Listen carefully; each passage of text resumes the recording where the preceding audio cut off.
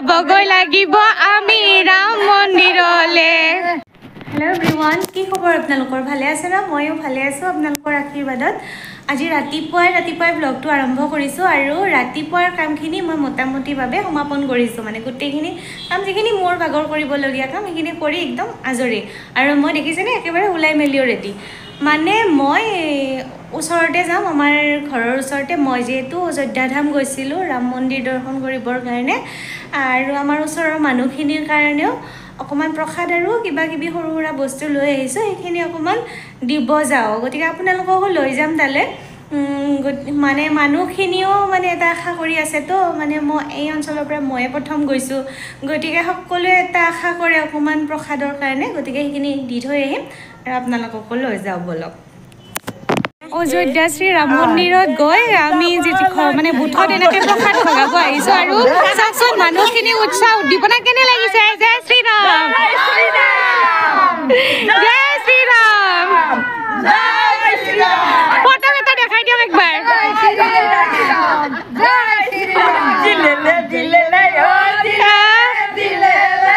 যাবগৈ লাগিব আমি ৰাম মন্দিৰলে।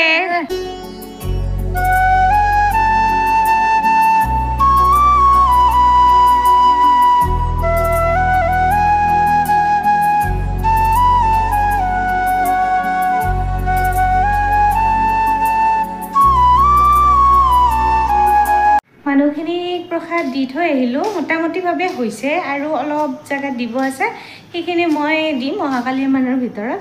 আৰু মানুহখিনি যথেষ্ট বেছি ভাল পাইছে প্ৰসাদখিনি পাই। আৰু লগতে যিহেতু মই ৰামলালাৰ ফটো আনিছিলোঁ মানুহখিনিক দিবৰ কাৰণে, ফটোটো পাইতো বহুত বেছি ভাল পাইছে, কাৰণ ফটোটো তেওঁলোকে বান্ধাই ৰাখিব পাৰিব নিজৰ মন্দিৰত। সেইকাৰণে মই সেইটো বুলি ভাবিয়ে আচলতে ফটোকপি আনিছিলোঁ।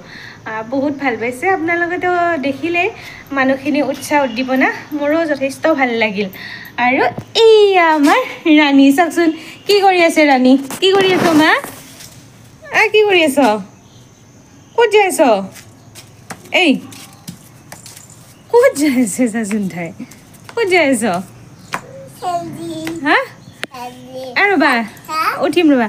তুমি সেই হেৰি ৰামৰ প্ৰসাদ খাইছনে? ৰাম মন্দিৰৰ প্ৰসাদ খাইছনে? হয় নাখাওঁ যা, খাইছ দেখোন, খাইছ। আৰু তুমি হেৰি পিন্ধছ নেকি, চুৰি পিন্ধছ নেকি? সেইটো কি মণি? ক'ৰ পৰা আনিছোঁ মই?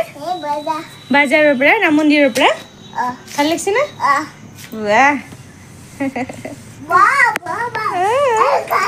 নাচো দিয়া। ইচ বিহু নেকি? বিহুতি বিহু আমাৰ তিনিটি। জয় নাচনী।